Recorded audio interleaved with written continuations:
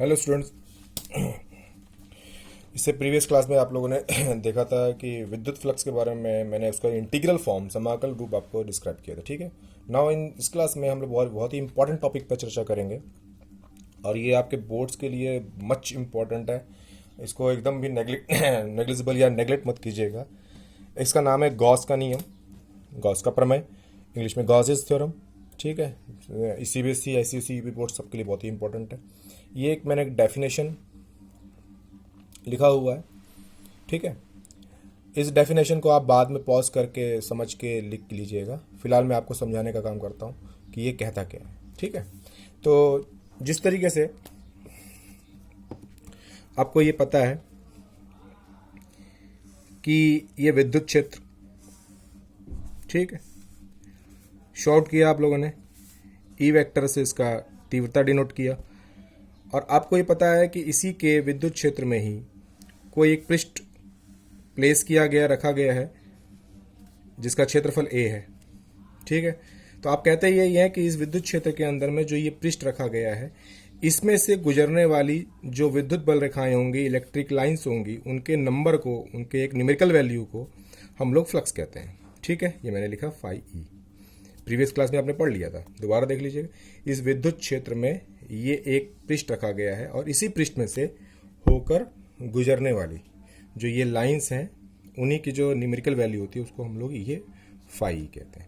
लेकिन Gauss theorem ये कहना चाहता है, गॉस का बहुत ही सिंपल सा एक फेनोमेना, उसका कहने का मतलब यही है कि जो ये फ्लक्स है, ये जो फ्लक्स है, ये फ्लक्स फाई, ठीक है, ये सिंपली जो जिस नेट चार्ज से ये इलेक्ट्रिक फील्ड डेवलप हुआ होगा, क्योंकि देखिए क्या ई है, ई एक वैद्युत क्षेत्र है।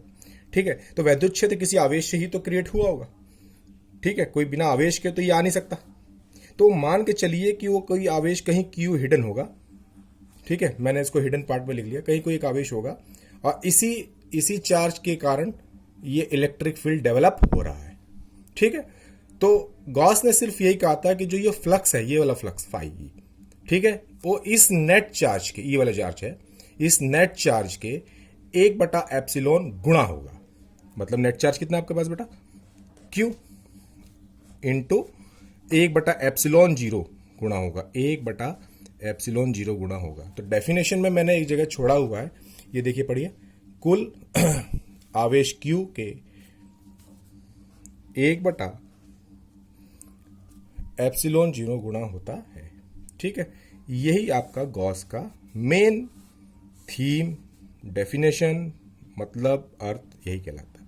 ठीक है, तो अब आप एक बार फिर समझ लीजिएगा, ये विद्युत क्षेत्र है, ये किसी न किसी चार्ज से डेवलप हुआ होगा, इसको मैंने उंगली रखकर दबा दिया, और ये इसमें आपने पृष्ठ रखा हुआ है जिससे गुजरने वाली विद्युत बल रेखाओं की संख्या को हम लोग फाई कहते हैं, फ्लक्स कहते हैं, इलेक्ट्रिक फ्लक्स यानी कि विद्युत फ्लक्स। ठीक है, ये वाला विद्युत फ्लक्स इस नेट चार्ज के 1/एप्सिलॉन 0 गुणा होता है, जो मैंने बोला है, ये इसकी डेफिनेशन है।